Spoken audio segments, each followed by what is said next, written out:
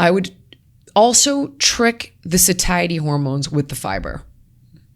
Crazy amount. I would even have them taking psyllium husks to make sure that I could manage the feelings of hunger, to make them feel full. Hence the reason I had them eating so much fiber all the time, because it was like a draw. The amount of energy it takes to process plain asparagus is practically the amount that's in the asparagus. It was so minimal that I just played with volume all the time. Would fill them up on fiber and phytonutrients and water. And then they would have 800 calories would be like protein, fat, and some complex carbohydrates. And I'd let them with the ratio depending upon what gave them better energy, honestly. Yeah, I think that was what it just comes down to. It's just what actually, because I mean, you were running them so hard in terms of the workouts. I mean, that just comes down to that, like what's going to give you the energy to perform this. Did any like non-nutritive sweeteners at all, or is that just completely out? Beginning. Yeah. In the beginning, I had all of that crap in the house. Splenda and all of it was all in the house. And I didn't even cross my mind.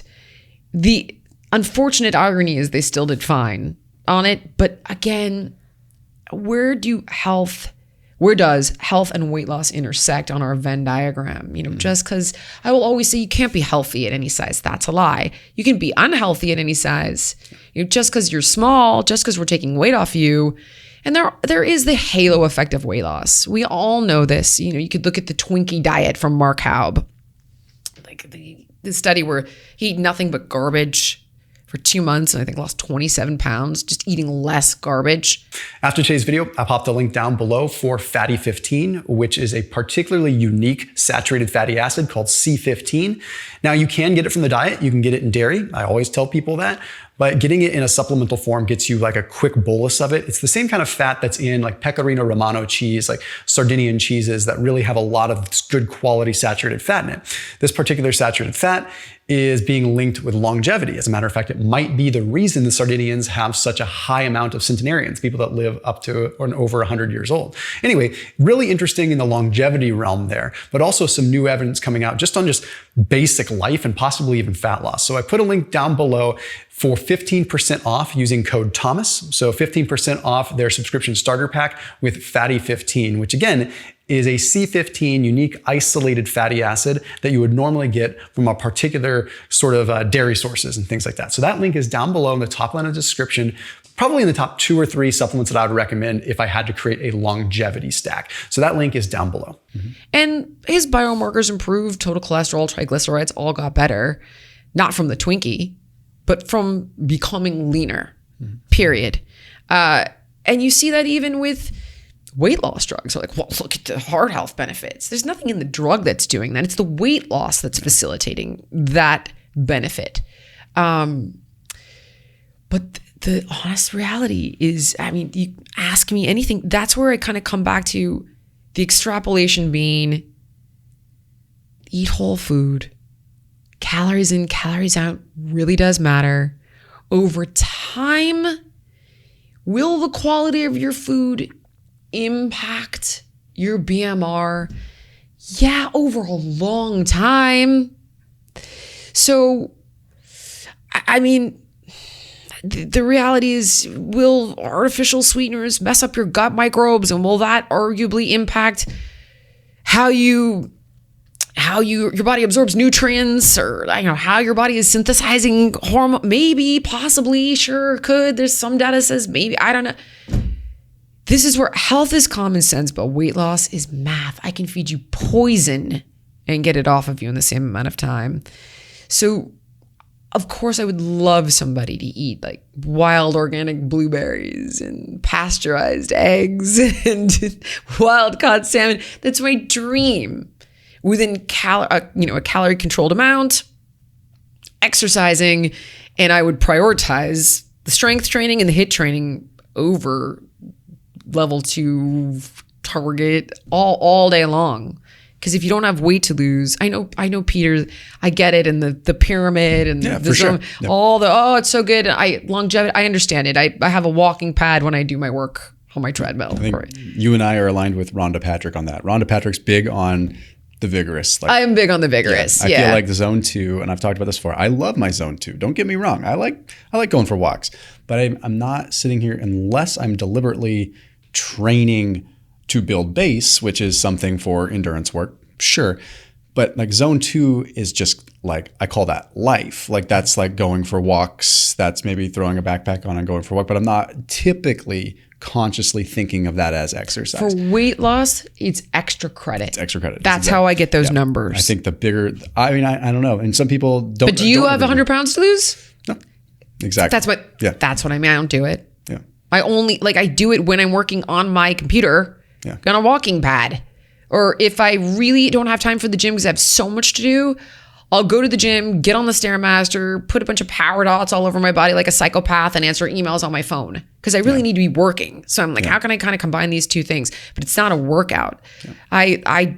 You and I are a different beast.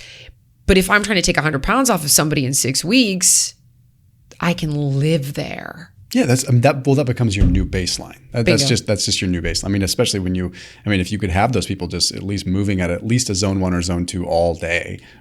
That's what we would do. That's new baseline. That's just all it is. This has become your new home. Yep. Yeah.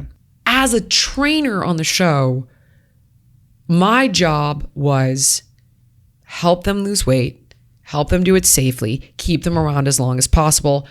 With all the time I have, try to help them understand why they put on the weight in the first place. And I am not a psychoanalyst. My mom is. Therefore, I understand how important it is. And I sure wish we had one on the show. I can do the general stuff, but almost every one of those contestants needed a psychoanalyst to really understand you don't get to 500 pounds because you like Twinkies or because you're lazy. None of that's true. It's because the food is providing them with something so deep and so primal that they're not even aware of. It could be that they were an incest survivor and they've desexualized by putting on a couple 100 pounds. It could be that the mother was obese and the only way that the son could bond with her was by also being obese. There's a million reasons they all had. Anyway, these were the bigger issues with the show. But it wasn't the diet or exercise. None of them came out worse the wear until finale. And this is when I actually quit the show so permanently. They would go home, and then when you have a show that you get rewarded for losing the most amount of weight, what happens when you're done? What happens when you don't need to lose more weight and in fact should not lose more weight and you've got $100,000 on the line? We had a contestant who was not my contestant, and I still profited off of The Biggest Loser. I take responsibility for being a part of a show that allowed this to happen. Personally, I wouldn't have allowed it to happen, but I profited off of a platform that did. And this is when I was like, okay, I'm complicit and I have to leave. But a contestant named Rachel Fredrickson walked out onto the stage during the finale. I hadn't seen her. Bob hadn't seen her. And she was unhealthily thin, to say the least. These are all, and nothing good came out of that. I am 100% positive with regard to her health. That I will put all here. Go ahead and hate on it. Hate on me for being a part of it. Have at it. But the rest of it is just wrong. Diet and exercise work. They work great. And the reason they gained the weight back is not because the diet and exercise don't work or they rebounded from this crazy refeeding syndrome. Not unless they starved themselves for the finale, which 99.9% of them actually didn't and looked amazing. It works amazing. So let's talk about the fine tuning of that. That is the reason that when it comes to weight loss, I would challenge anyone in the world and say, I'll beat you.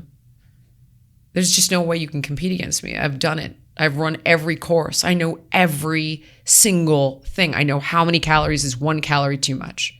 I know how many reps is 1 rep too much. And what I mean by 1 rep too much or 1 step too much, I had this down to such science that it would be X amount of calories to the letter, X amount of steps to the letter, X amount of strength to the letter, X amount of progressions to the letter, to the point that, I just did not lose.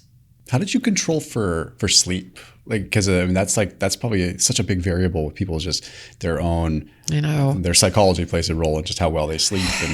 And I'm sure you notice, like, sleep deprivation. I mean, there's Stress even too. The water retention that comes from when you're sleep deprived. It's like we've all experienced that. It's like you don't sleep for a couple I nights. could get right through the water retention. See, here's the thing. If you were to ask me to extrapolate this to everyday life, I would choose the harder stuff. I would say, okay, let's do 4 training sessions and the 3 HIIT sessions, and nobody, you can't recommend 800 calories. People can't do it. But that's where I would say, let's meet your metabolism with what you're burning in a day, and we're going to get the rest off with exercise.